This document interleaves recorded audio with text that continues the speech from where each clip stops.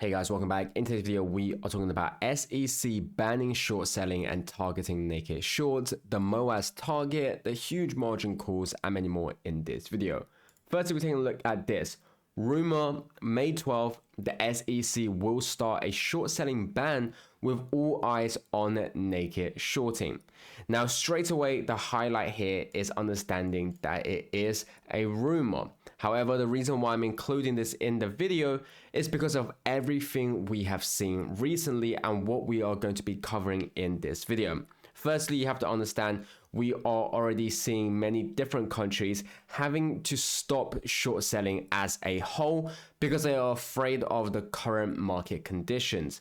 And so when we do see that if the SEC will start short selling, you can obviously understand some of the reasons why they are doing so. But the main point here is about understanding all eyes on naked shorting. As many of you are aware, one of the biggest problems that lies in the markets right now is, of course, naked short selling. Naked short selling has obviously made a lot of companies worthless because of the practices that these short sellers are exploiting, but also for the firms that haven't yet gone out of business, that have not been suppressed to the point where they're bankrupted from naked shorting, these are also a massive problem as well. Because when everything explodes, when these naked shorts has to be covered, that's when we are going to be seeing multiple different firms, of course, being bankrupted in terms of the short hedge funds, because they will have to pay tens, hundreds, if not trillions of dollars to obviously buy back the naked short. And this is why we are pairing it up with, when you take a look at AMC, the daily OBV is very bullish right now when you look at the divergence. But like I said, the technical analysis isn't the important aspect, but it's about understanding as a whole where AMC is right now and where GME is, but also other things. You can see, did hedge funds, banks, etc. get a call this weekend that they have exactly 1 month to clear up their naked shorts? Like we talked about, the market is in an extremely volatile condition right now. We are seeing firms losing money left, right, and center. We are seeing banks on the brink of course, going insolvent because of the fact that the market is volatile, the collateral value is disappearing, trillions of dollars are going away, the dollar is dropping, so many things are involved right now. The last thing that they want is these naked shorts to obviously blow up, because it's already a hard time to be navigating the market right now. And this isn't just me saying it, but this is about understanding what's happening in the market. Firstly, when you take a look at the MOAS target, you can see, so I've been thinking about GME all weekend and stumbled across a trading view idea with a price target of 1,800 to 2,400 for GameStop, with a MOAS target of 47,000 to 100,000. While this seems quite rich, the offer bases are on Elliott wave and fib level. Do you think there's a chance? Goes without saying, but this is not financial advice, just one of the more interesting predictions I've seen. Now, firstly, comment down below, obviously, your what you guys think. Like I said, we've seen multiple different targets for AMC and for GME. Now, of course, there is not one we can say with 100% certainty that it is the MOAS target, but you can understand that people are reaching for extremely expensive prices. But that's exactly why it's important to understand. Because we talked about here, about how banks are getting a call to clear up their naked shorts. Remember, when they are buying up these naked shorts, especially the naked shorts of AMC and GME, because that's our main focus, you have to understand we have the ability to set the price. So if they're getting the call to be clearing up their naked shorts, they have to clear it by buying it off us, and we have the ability to.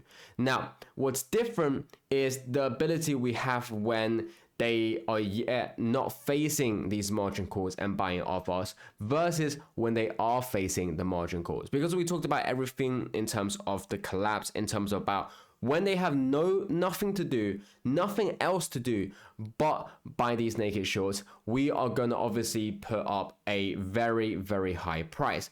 But if they're in a position where potentially they are faced with a risk of margin calls, but can be avoided by buying up these naked shorts, then obviously we potentially don't have that ability. Now, this isn't to say we are then giving our shares for a cheap price, but it's to say that the two different situations will obviously be assessed and then identified to what price we can truly list our shares for. And so regardless of either way, the naked shorts will have to pay a massive price for these shares. It's just a matter of a difference between 5,000 to 10,000 or 10,000 to 20,000. But of course, it will have a difference.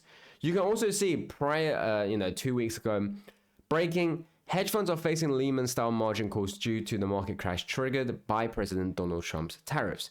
Now, this is something that we have already covered. But this is just for everyone to be reminded about the situation that we are in right now, about everything that's going on, about how they were already faced with these positions. You can also see Goldman Sachs also reported the largest net selling by hedge funds in nearly 15 years during the prior week. So whilst you can say, well, we're obviously seeing the markets recover, we are seeing some stocks going up, you have to understand is that despite the fact we are seeing the equity surge, despite the fact we are seeing this volatility, hedge funds aren't actually making money. Hedge funds miss out on US equity surge, but navigate volatility with reduced losses. So they are losing money when the stock market is going down, but they're also losing money when the stock market is going up. You can see the awkward position they are in right now. Now, it's obviously awkward for them, but it's extremely good for us because we want them to lose money, because we want them to obviously not be able to navigate this. And that's exactly where we are right now. Like we talked about, and again, this is the example I give, but this is the example that's relevant. It's about understanding how obviously we're seeing companies like Citadel having to post a loss in February and in March, and having to be forced out of their highly leveraged positions. Those itself should be the indication of what's happening in the market right now about how these shorts aren't able to have control anymore like they used to. And you can see what's happening right now, a margin call and 2 trillion bailout story in two parts, where we're looking at firstly, Fed urge to explore hedge fund bailout tool for basis trade. So they were already predicting something of the sort was happening, and breaking Fed preps 2 trillion bailout as hedge fund trade implodes. Now, this is what's happening. So this first article was March 26, 2025, and the second was April 10th. So obviously a span of 2 to 3 weeks. But you could see that they were already expecting something to happen. They are already preparing the tools for margin calls to happen, for these massive bailouts to be needed, $2 trillion. And remember, this, like I said, is only what I think will be the beginning. Because 2 trillion is what they used back for AMC and GME back in 2021.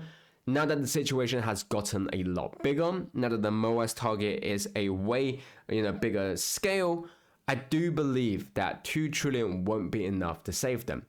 But one thing you can understand is that one thing we've always talked about is that this is the wealth transfer. The 2 trillion that they're preparing right now are the 2 trillion that will be transferred towards the retail investors. And so this is what everyone is obviously excited about, but this is something that we were always expecting. This is what we deserved, the fruition of everything that we have, of course, done. As always, none of this is ever financial advice, so do take out a so make sure to do your own due diligence and research. But further on about what we said in terms of how Fed urged to explore hedge fund bailout tool. And then we're seeing here on this 944 billion in notional interest rate swap exposure. Citadel Securities as a swap dealer is sitting on derivative powder keg so massive that even a minor rate hiccup or liquidity crunch could send shockwaves across global markets. And that's what we are looking at, in something that we covered previously in our videos. And you can see don't leave out the part where Kenny got all that liquidity as loans from central banks for his value pump collateral assets. And if he fails to pay the banks back, the banks fail on all of the future interest term value and also lose on the market prime broker hedge obligation. And so we talked about the snowball effect. We talked about how the moment they see one of their extreme over leverage positions, and remember, this is 944 billion at stake here. The moment they fail on one position and it rolls over to the next position and that position fails and it rolls on to the next position and so on and so forth, it becomes a hole so big that they won't have nothing to do but needed to be bailed out. And the 944 billion is of course a massive amount. And it's why we talked about the 2 trillion that the Fed is preparing may not be enough. And so you can understand why they're worried about AMC and GME and why we've always talked about we have so much power. But guys, thanks for watching. I'll catch you guys next time.